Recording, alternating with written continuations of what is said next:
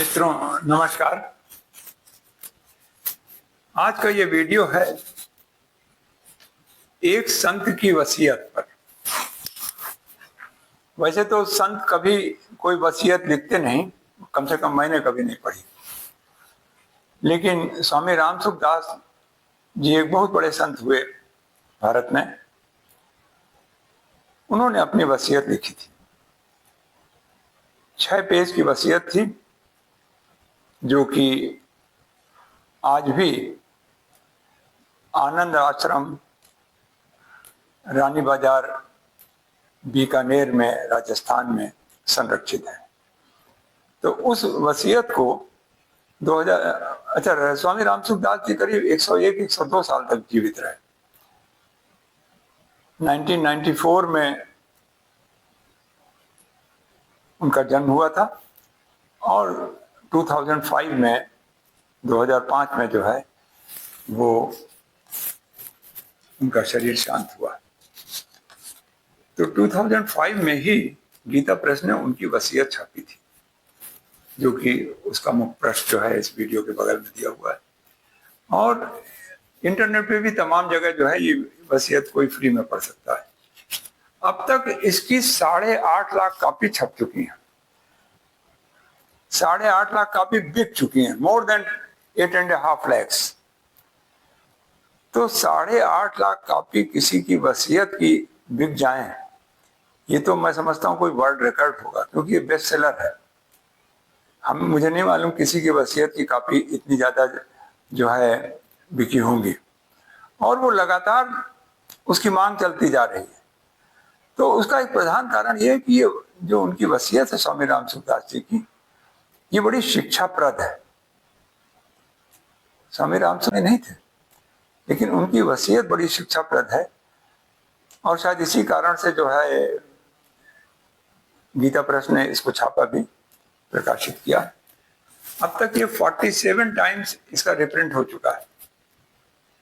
पतली सी किताब है।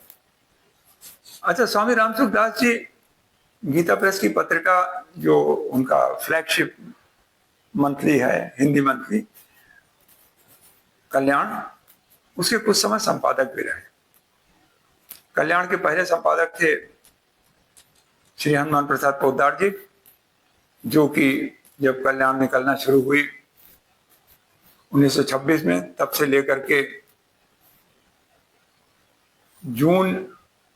मार्च 1971 तक उसके संपादक रहे, जब उनका शरीर शांत हुआ। यानी बहुत लंबे समय तक, करीब 45 ईयर्स तक वो उसके एडिटर रहे। और इसके बाद पंडित चिम्मन लाल गोस्वामी जी उसके संपादक हुए। चिम्मन लाल गोस्वामी जी मार्च 1971 से लेके जून 1974 तक संपादक रहे। और इसके बाद गीता प्रेस को कोई उपयुक्त व्यक्ति नहीं मिल रहा था, तो उन्होंने बहुत आग्रह किया, तो स्वामी रामसुख दास जी उसके संपादक बने, जो कि जून 1974 से लेके जुलाई 1976 तक, यानी करीब 2 साल जो है आप उसके संपादक रहे कल्याण के। स्वामी रामसुख दास जी कोई संपादक वगैरह का पद नहीं लेना चाहते थे, लेकिन ऐसा बहुत आग्रह किया गया तो उन्होंने उसको ग्रहण कर लिया।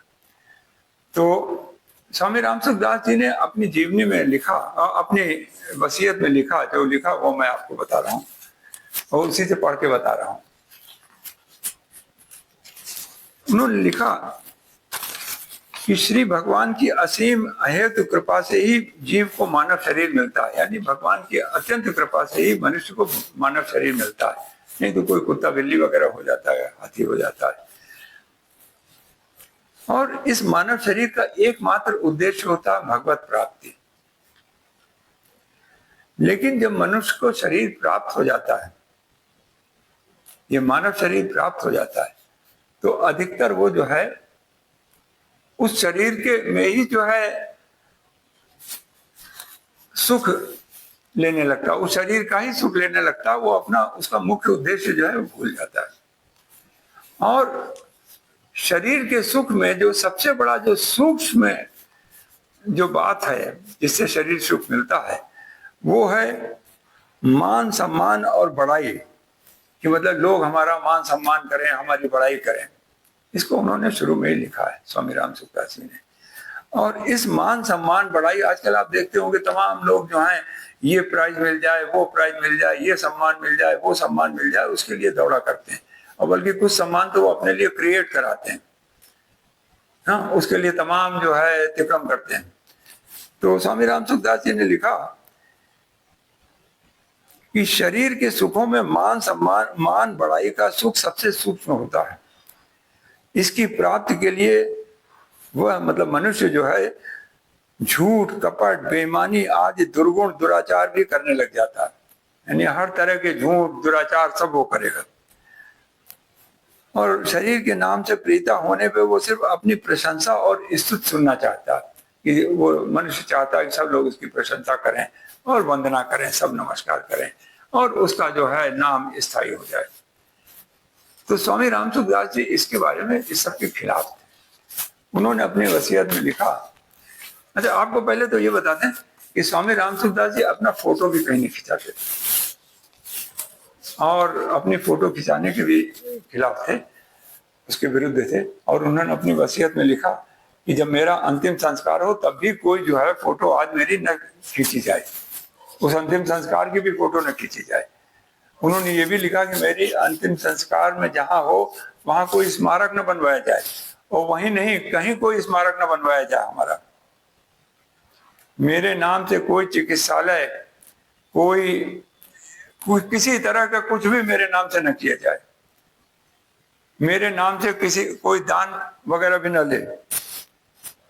तो स्वामी राम सुखदास जी आत्म प्रचार से कोसों दूर थे। और उन्होंने लिखा, एक तो वो सब जगह जहां कहीं लिखते थे वो मैं की जगह लिखते थे इस शरीर, यानी मेरा शरीर।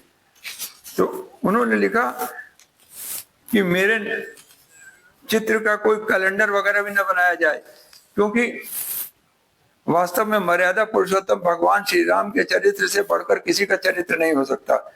उन्हीं के चरित्र को पढ़ना और सुनना चाहिए और उसके अनुसार अपना जीवन बनाना चाहिए।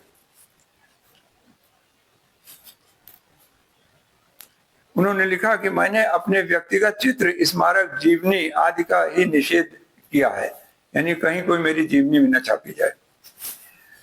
यह शरीर जब चलने फिरने, उठने बैठने आदि में असमर्थ हो जाए एवं वैद्यों, डॉक्टरों की राय से शरीर के रहने की आशा प्रतीत न हो, यानी जब ये लगे कि अब अंतिम समय आ गया है, तो उस समय किसी प्रकार की औषधि का प्रयोग न किया जाए, सिर्फ गंगा जल और तुलसी दल का ही प्रयोग किया जाए। और उस समय अनवरत रूप से भगवान नाम जप तथा कीर्तन और श्रीमद् भगवद गीता, श्री विष्णु सहस्त्र नाम और श्री रामचरितमानस आदि पूज्य ग्रंथों का श्रवण कराया जाना चाहिए, यानी सिर्फ उनको जो है मुझे सुनाया जाए। उन्होंने लिखा, जिस प्रकार इस शरीर की जीवित अवस्था में मैं चरण स्पर्श, दंडवत, प्रणाम, परिक्रमा, माल्यार्पण, अपने नाम की जय जयकार का निषेध करता आया हूं, उसी प्रकार से इसके निष्प्राण होने पर भी किसी प्रकार की जय जयकार वगैरह न की जाए।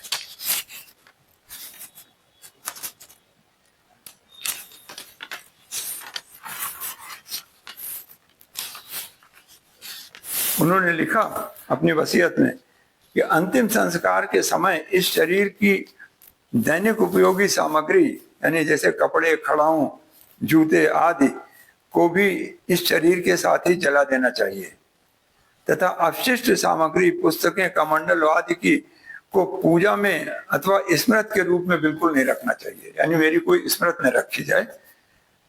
अगर चाहे तो सामान्य उपयोग कोई कर सकता उसका।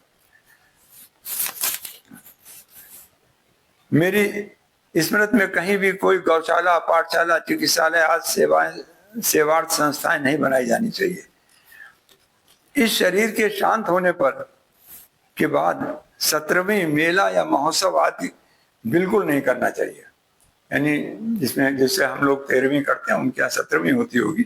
तो उन्होंने कहा इस शरीर के शांत होने के बाद कोई 17वीं न की जाए, मेला न किया जाए, महोत्सव न किया जाए। और तो और उन्होंने ये भी लिखा इस शरीर के शांत होने पर कोई शोक अथवा शोक सभा आदि नहीं की जा करनी चाहिए।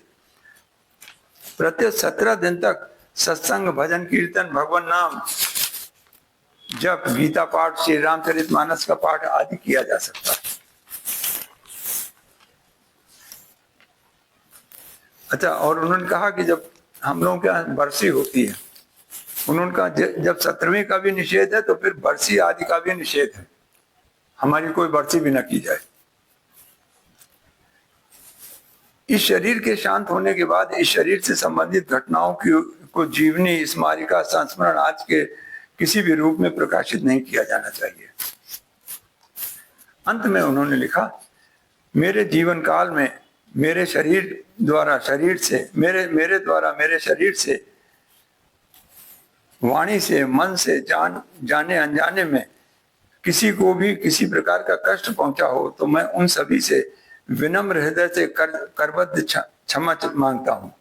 आशा है सभी उदारता पूर्वक मेरे को क्षमा कर देंगे। इसी पुस्तक में लिखा है,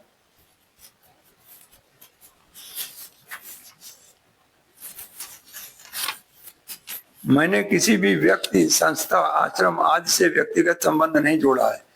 यदि किसी हेतु से संबंध जोड़ा भी हो तो वह तत्कालिक था, सदा के लिए नहीं। मेरा कोई स्थान, मठ अथवा आश्रम नहीं है, मेरी कोई गद्दी नहीं है, नहीं मैंने किसी को अपना शिष्य, प्रचारक अथवा उत्तराधिकारी बनाया है। मेरी बाद मेरी पुस्तकें ही साधकों का मार्गदर्शन करेंगी। गीता प्रेस की पुस्तकों का प्रचार, गोरक्षा तथा सत्संग का मैं सदैव समर्थक रहा हूं। उन्होंने ये भी लिखा कि मैं न किसी को आशीर्वाद देता हूं, न किसी को श्राप देता हूं, और न मैं अपने को इसके उपयुक्त समझता हूं। तो साथियों, इससे बड़ी शिक्षा मिलती है। सबसे बड़ी शिक्षा ये मिलती है, जो आजकल लोग आत्म प्रचार के चक्कर में न जाने क्या क्या करते हैं। तो स्वामी रामसुख दास जी इससे बहुत दूर थे, और गीता प्रेस की परंपरा भी रही है कि इस आत्म प्रचार से दूर रहा जाए। जैसे गीता प्रेस ने आज तक कभी भी अपने संस्थापक श्री जयदयाल गोयनका जी की जीवनी नहीं छापी, श्री हनुमान प्रसाद पोद्दार जी की जीवनी नहीं छापी, और पब्लिशर्स ने छापी है लेकिन गीता प्रेस ने नहीं छापी। तो उनके यहाँ आत्म प्रचार को गलत माना जाता है, जिसके लिए आजकल दुनिया में न जाने कितने लोग तरह तरह के हथकंडे अपनाते हैं। तो साथियों, आज के लिए बस इतना ही। फिर अगले वीडियो में किसी अन्य विषय पर बातचीत